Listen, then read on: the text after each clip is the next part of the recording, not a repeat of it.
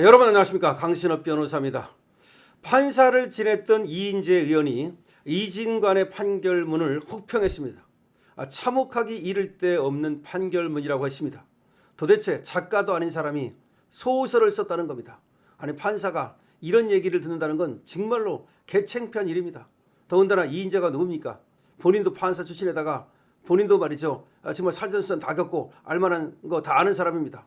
그런 사람이 저 이진관의 판결을 가리켜서 정말 참혹하기 이를 데 없는 판결문이다. 소설이다. 라고 혹평했습니다. 이인재 의원이 쓴 글 보겠습니다. 작가는 상상력으로 소설을 쓴다. 그러나 판사는 증거와 사실로 판결문을 써야 한다. 증거는 엄격해야 하고 증명은 합리적 의심을 배제할 정도로 충분해야 한다. 사실은 객관적이고 구체적이어야 한다. 작가나 판사나 같은 사람이므로 심장에 뜨거운 피가 흐른다.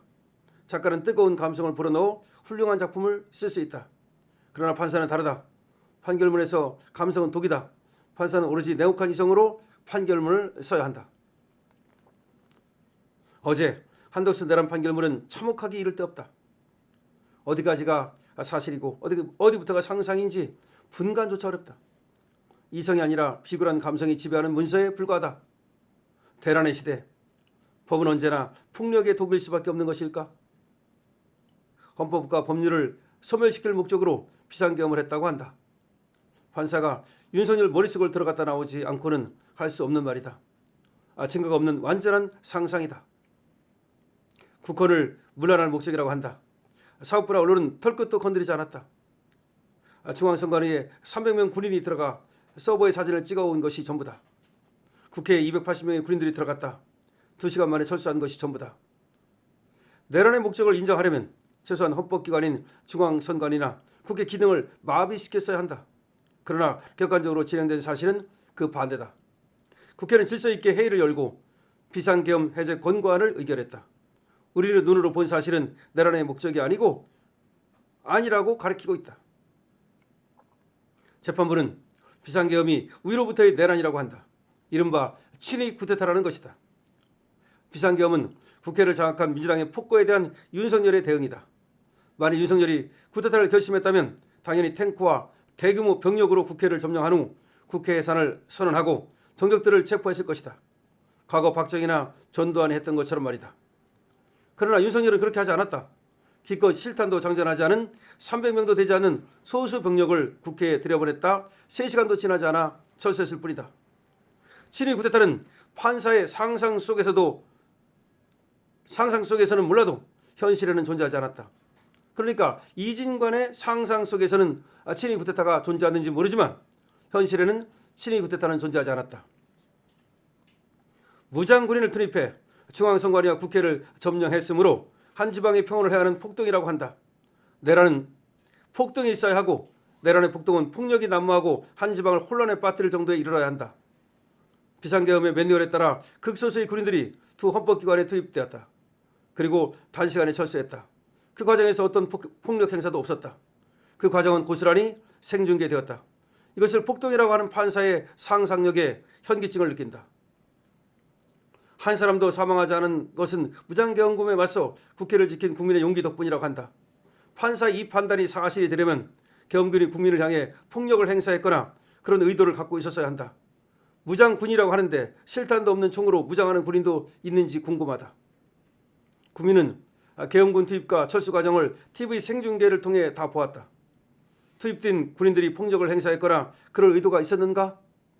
눈을 씻고 보아도 없었다. 그런데 국민의 용기 때문에 사망자가 발생하지 않았을 뿐이라는 판사의 말은 무슨 뜻인가? 공격이 없는데 방어했다는 판사의 말에 어안이 벙벙하다. 앞으로 내란에 관한 판결이 줄을 이을 것이다. 용기 있는 판결을 기대하지만 믿지는 말자. 폭력이 판치는 천하 대란의 공간에서 어쩌면 판사가 제일 나약한 존재일지도 모른다. 이 대란을 수습하고 새로운 질서를 만드는 주체는 주권자인 우리 국민뿐이다. 각성하고 단결된 국민의 힘, 그 힘으로 새로운 역사의 지평을 열자. 이렇게 썼습니다. 그러니까 이진관은 말이죠. 선배 판사인 이인재 이 얘기를 듣고 아마 보게 될 거예요. 분명히. 어떤 생각을 할까요? 자기가 정말 내가 남들은 못하는 용기 있는 판결을 했다고 그럴까요? 좌파들이 지금은 그렇게 띄워주지만 얼마의 시간이 흐른 후 정말 이진관이 어떤 그 대우를 받게 될까요? 저는 말이죠.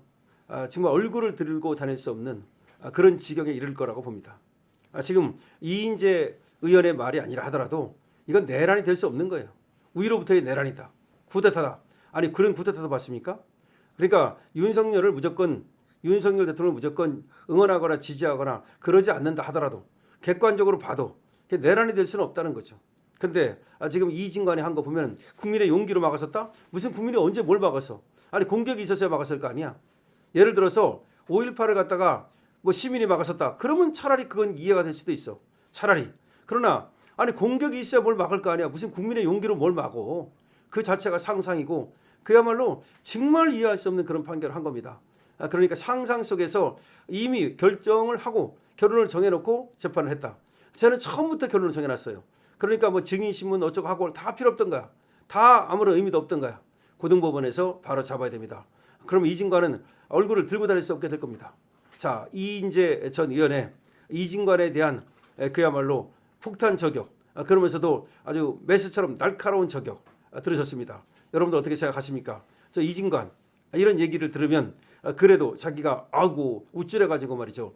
나는 한덕수를 23년을 때렸다. 내란에 대해서 내가 준엄한 심판을 했다라고 말할 수 있을 것인지 정말 궁금합니다. 시간이 모든 것을 해결해 줄 것입니다. 그리고 중요한 것은 저 민주당 세력을 갖다가 우리가 모두 꺾어버리고 우리가 집권을 할 때 모든 것은 또 설명이 될 겁니다. 여러분 아시다시피 말이죠. 역사에서 성산문이가 뭐 처음에는 얼마나 역적이었습니까? 성산문이가 엄청나게 역적이었어요. 신숙주는 말이죠. 세조편 들고 나서 승승장구했습니다. 그러나 나중에 어떻게 됐습니까? 성산문은 만구의 충신이요. 신숙주는 말이죠. 숙주나물이 돼버렸죠. 숙주나물. 그러니까 그렇게 조변 섞게 한다고 그래가지고서 바로 숙주나물이라는 그런 얘기를 들을 만큼 그야말로 불명예를 알았습니다. 이것이 우리 민심인 겁니다. 결국 국민인 겁니다. 우리 국민이 결국 판단할 겁니다. 우리 민심이 결국 판단할 겁니다. 지금의 민심이 아닙니다. 좀 시간이 지나야 됩니다. 우리 박근혜 대통령에 대해서도 시간이 지금 슬슬 지나니까 이제 다른 평가가 나오지 않습니까?